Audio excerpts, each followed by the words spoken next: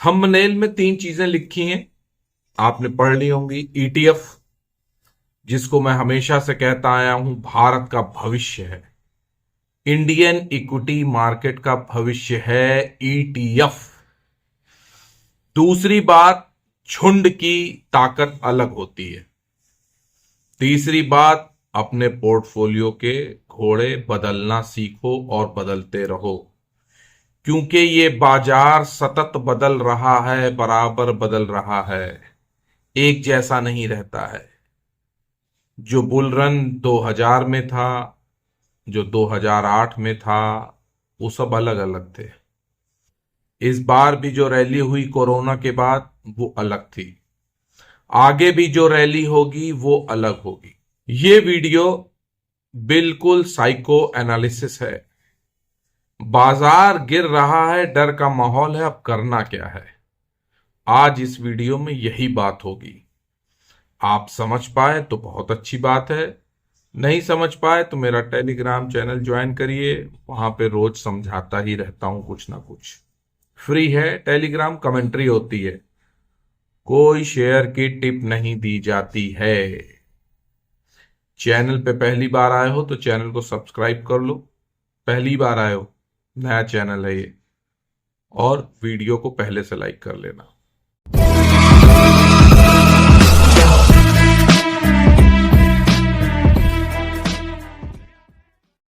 नमस्कार, मैं आनंद राज त्रिपाठी और आनंद भाव फैमिली में बहुत बहुत स्वागत है। अभी तक बाजार में तेजी का दौर था तो सब लोगों ने यूट्यूब पे हर जगह बता दिया कि वेल्थ क्रिएशन में क्या क्या करना होता है। एक एक्सेल की शीट होती है, उसमें समझा दिया कि ऐसे वेल्थ क्रिएशन होता है। जबकि मैं आपको बराबर बताता हूं, वेल्थ क्रिएशन कोई एक्सेल की डेटा शीट नहीं है, बल्कि ना कोई वर्ड है ये, बल्कि ये जीवन यात्रा है। वेल्थ धीरे धीरे इकट्ठी होती है, 15 20 25 साल में, एक दिन का कार्यक्रम नहीं है। दूसरा, जब आपका बाजार के इस तरह के भयानक रूप से साक्षात्कार होता है, तब यह समझ में आता है कि जीवन की एक्सेल डेटा शीट में क्या चढ़ाना है, क्या बैठाना है, क्या मिटाना है, क्या उतारना है, सब कुछ समझ में आता है। हमको बिल्कुल भी ये पता नहीं है कि अब आगे की बाजार की तेजी में कौन सा सेक्टर आउट परफॉर्म करेगा, लेकिन हम बदस्तूर जो पिछले हीरोज हैं रैली के, उनको एवरेज करते चले जा रहे हैं, जो कि गलत है। देखिए, अभी तक जो सीखा गया बाजार में, जो सबसे आपने सीखा और जो मैं अब सिखा रहा हूं, थोड़ा सा अलग होगा। अब तक ये सीखा यार, शेयर बाजार में अपने शेयर्स में बने रहो, धैर्य, पहाड़ जैसा धैर्य रखो तो रेट आएंगे। बिल्कुल सही बात है। ये सारी चीजें तब अप्लाई हो रही होती हैं जब बाजार में अच्छी खासी लिक्विडिटी थी और बाजार बुल रन में था, या कोई बहुत अच्छा शेयर हो आपका। लेकिन ये सारे शेयर्स में अप्लाई नहीं होगी बात, क्योंकि बाजार अब करवट ले रहा है, और बाजार की करवट को पहचान कर अगर आप गिरगिट की तरह रंग नहीं बदल पाए तो बड़ा मुश्किल होगा, बहुत मुश्किल होगा। देखो, ये बाजार बिल्कुल धैर्यशाली पुरुषों के लिए बना है, लेकिन इस बाजार में आपको थोड़ा सा गिरगिट की तरह रंग बदलना आना चाहिए। लोमड़ी जैसी चालाकी होनी चाहिए और चीते जैसी फुर्ती होनी चाहिए, और बाज की तरह, चील की तरह सही समय पर झपट्टा मारना आना चाहिए। कहने का मतलब यह है कि बाजार में कभी कभी आपके डिसीजंस बहुत क्विक एंड शार्प होने चाहिए। अगर ये सारी खूबियां नहीं हैं तो बाजार में मात खा सकते हैं, क्योंकि डिसीजन बहुत तकड़े से लेने होते हैं। यहां पर बहुत कम समय होता है और ये समझना होता है कि यार अब क्या करना है। बाजार जब बहुत ज्यादा बढ़ रहा होता है तब भी, और जब बहुत ज्यादा गिर रहा हो तब भी बहुत होश में काम करना होता है। इसके लिए रियाज की जरूरत पड़ती है। तो अब ये समझ लीजिए कि देश काल परिस्थिति के अनुसार हमको अपने पोर्टफोलियो के घोड़े बदलते रहना चाहिए और ये चीज आनी चाहिए कि कब किस सेक्टर को छोड़ देना है। अभी तक बाजार बहुत अच्छा चल रहा था, मैं आपको बराबर बताता चल रहा था कि कुछ एफडी करा ली है मैंने अगस्त में, फिर मैंने सितंबर में एक पोर्टफोलियो खाली कर दिया, जनवरी में एक खाली कर दिया और अभी भी पिछले हफ्ते मैंने एक पोर्टफोलियो को बदल दिया और वो एफडी के पैसे धीरे धीरे फिर से लगाता चल रहा हूं, कुछ म्यूचुअल फंड में, कुछ शेयर बाजार में। जो कुछ भी मैं यहां बता रहा हूं वो प्योरली शेयर बाजार का मनोविज्ञान है। बाजार को कैसे समझना है, कैसे टिके रहना है, ये सिखा रहा हूं। कोई भी खरीदारी बिकवाली की सलाह नहीं है, no buy sell recommendation at all. जो भी कुछ बता रहा हूं मेरी अपनी पर्सनल ओपिनियन है, तो उसी तरह से समझिए और सीखिए। बाकी अगर आपको अपने पैसे का काम करना है तो आपको खुद अपना दिमाग लगाना पड़ेगा, अपना रिसर्च और एनालिसिस करनी पड़ेगी। मैं आपको बाहर बाहर सपोर्ट कर सकता हूं, बाकी आपको अपने पैसे का निवेश खुद अपने तरीके से करना होगा। अब जो मैं बात बताने जा रहा हूं इसको सीखने में मुझे काफी समय लग गया, काफी साल लग गए और हिम्मत बनाने में भी काफी साल लग गए। जब बाजार में इस तरह की मारकाट मची हो तो मेरा एक ट्राइड एंड टेस्टेड तरीका है अभी 2 साल से कि नंगे शेयर से हट जाओ तुरंत, या तो म्यूचुअल फंड में शिफ्ट हो जाओ या ईटीएफ में शिफ्ट हो जाओ। तो मैं अधिकतर ईटीएफ में शिफ्ट होता हूं, इंडेक्स बेस्ड ईटीएफ में शिफ्ट होता हूं।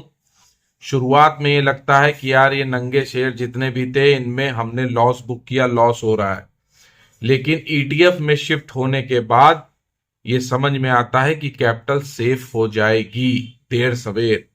समझाता चल रहा हूं, पूरा वीडियो समझते चलिए। देखो, राक्षसों और देवताओं का युद्ध हो रहा था।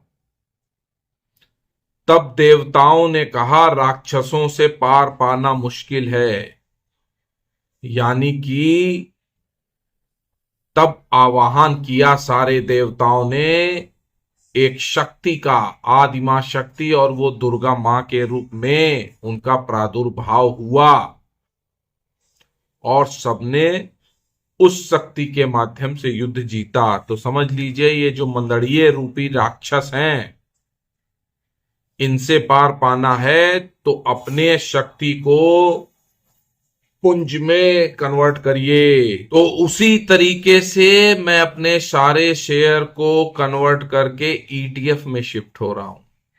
तो उसमें 2-4 ईटीएफ हैं और ईटीएफ में शिफ्ट हो रहा हूं, यानी कि अपनी सारी ऊर्जा को एक शक्ति पुंज में परिवर्तित कर रहा हूं, कन्वर्ट कर रहा हूं। अब मुझे हरा पाना मुश्किल होगा। ये सबसे बढ़िया दांव होता है बाजार में जब बाजार गिरे, लेकिन सीख इसलिए देर में पाया क्योंकि पहले अपना लॉस बुक करने में डर लगा करता था, आज के 10-15 साल पहले। अब उसी रेशियो में मैं लॉस बुक कर लेता हूं, ये समझो।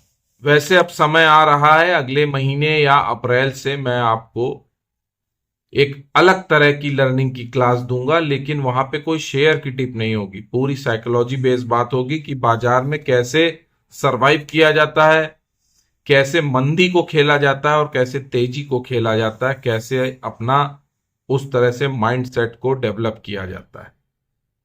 ये अप्रैल में बात होगी, ठीक है। अब थोड़ी सी बात पुरानी और एक 2008 में भी गिरावट शुरू हुई, शेयर्स को एवरेज करते करते थक गए, एक आध शेयर में हम भी फंस गए थे।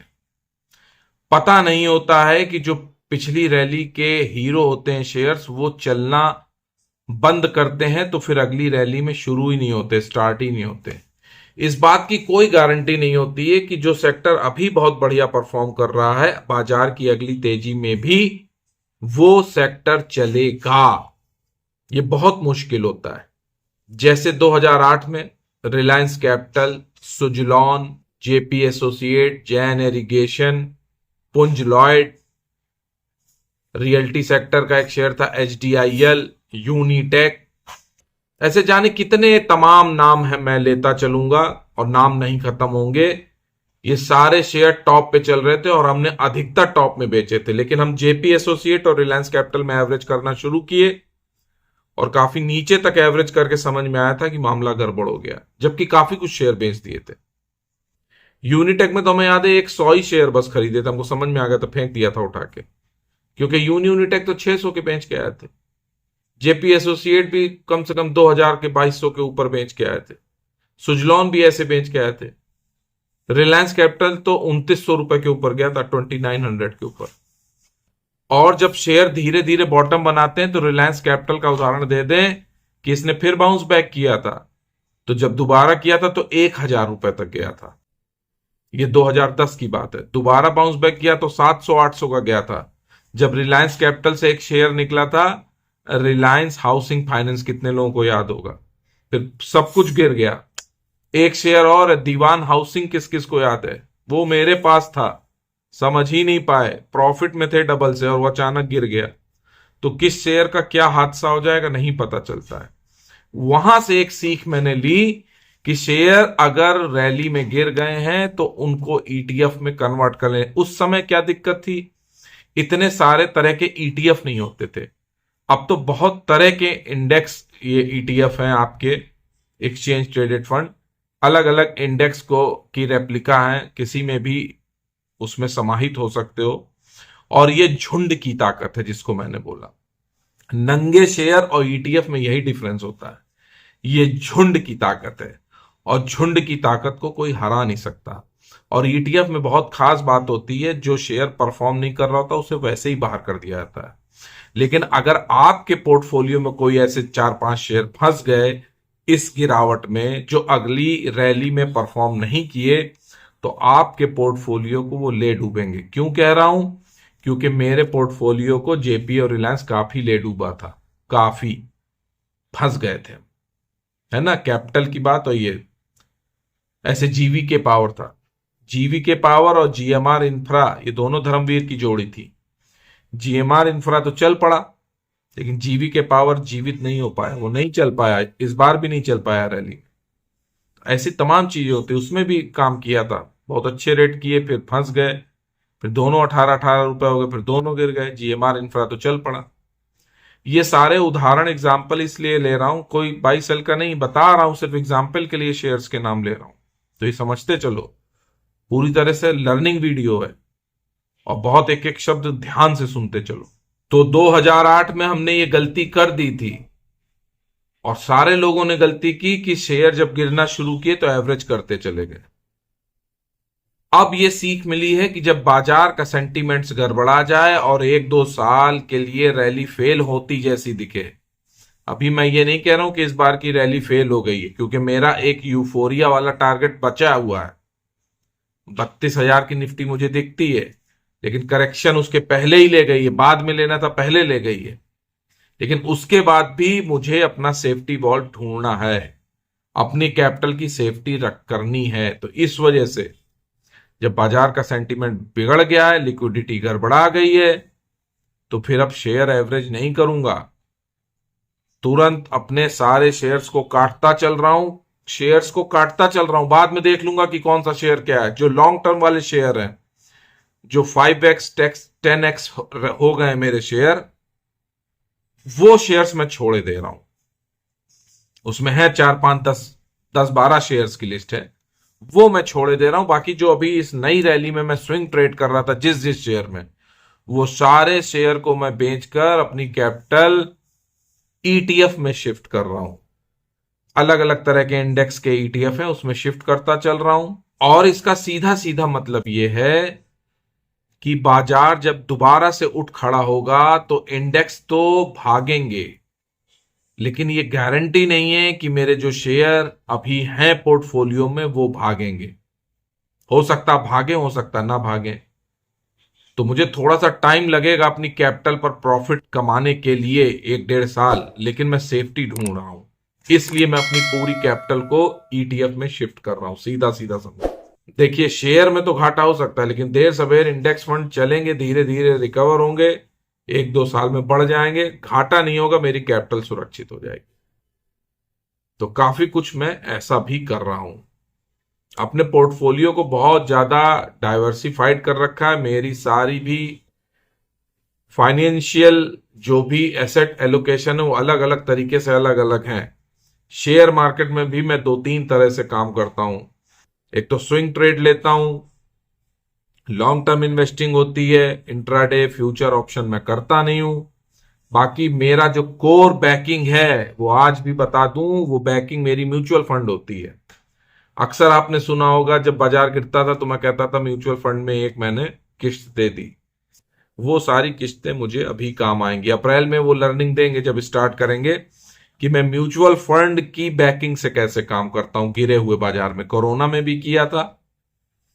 कोरोना काल में मैंने उसी बैकिंग से काम किया था, मेरे पास पूंजी वहीं से आ रही थी। और बाकी मैंने बहुत कुछ बेच रखा था, गोल्ड फिर बेच दिया था। वो सारी बातें किसी न किसी वीडियो में बताते चलेंगे। कितनी चीजें इस वीडियो में एक ही बता दें।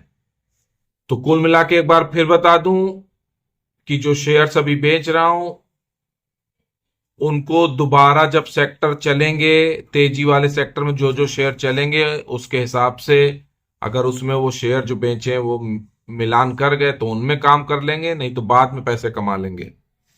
अभी हमको कोई पैसा नहीं कमाना, अभी हमको सिर्फ अपनी कैपिटल इतनी सेव कर देनी है कि वो इस साल जब मार्केट रिकवर करे तो भी मुझे 10-15% से कमाई करके दे जाए।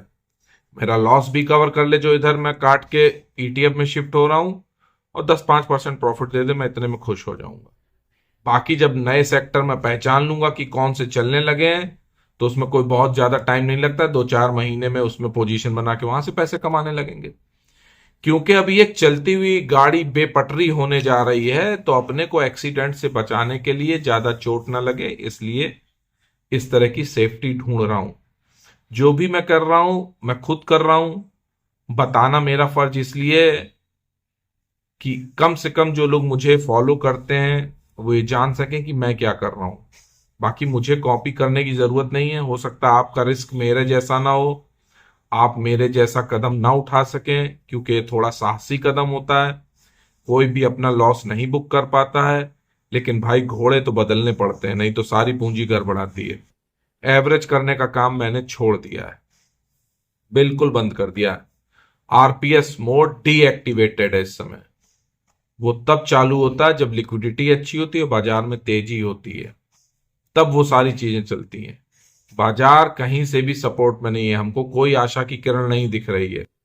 या तो हमको लिक्विडिटी दिखे, या सरकार की तरफ से कुछ दिखे, या कोई बहुत ज्यादा आरबीआई सपोर्ट करे, कहीं से कोई अच्छी खबर आए, या कॉरपोरेट की अर्निंग बढ़े, तो हम बाजार में फिर नंगे शेयर्स में पोजीशन लेंगे। नहीं तो हम ईटीएफ में अपने को समझ लो कि सेफ कर ले रहे हैं।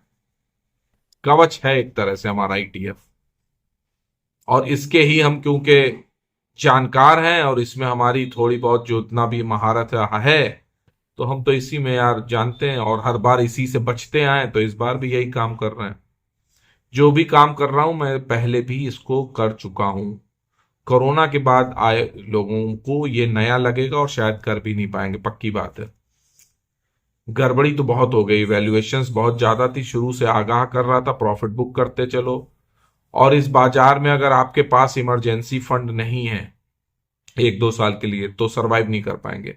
अगर आपने ये सोचा था कि सिर्फ बाजार की कमाई के भरोसे चल जाएंगे तो भी नहीं सरवाइव कर पाएंगे। मैं बराबर आपसे कहता था कि मैं शेयर बाजार में 5 साल का इमरजेंसी फंड लेकर चलता हूं। बाजार अगर, और ये सब 2008 से सीखा है, उसके पहले मेरे पास भी कोई फंड नहीं था, कि बाजार अगर 5 साल नहीं चलेगा तो मुझ पे कोई असर नहीं पड़ेगा।